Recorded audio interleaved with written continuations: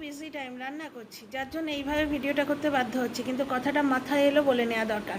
Just for এর video thumbnail দেখলাম, ও বলছে নতুন মাকে দেখে হিংসা হচ্ছে। অ্যাকচুয়ালি এরা টিনাকে মানসিকভাবে বিধ্বস্ত করতে চাইছে, কিন্তু ডিয়ার ফ্রেন্ডস একটা কথা বলি, হিংসে মোটেই হচ্ছে না। বরঞ্চ জ্বলন কি খাল কেটে কুমির ডেকে আনছে বাড়িতে ও নিজেই জানে না। কোন পরিবারের মেয়ে এই পরিস্থিতিতে লিভ ইন করতে রাজি হয়?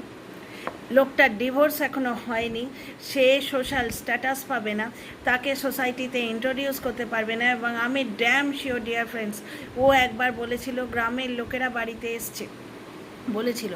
আমার মনে হচ্ছে ও গ্রামেও ইন্ট্রোডিউস করতে এখন পারছে না, কারণ ডিভোর্স হয়নি।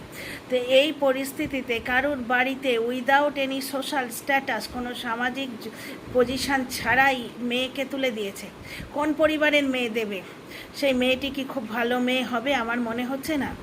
মানে তার ফিনান্সিয়াল যোগ্যতা, এডুকেশনাল যোগ্যতা ভাঁড় মেয়ে যায়।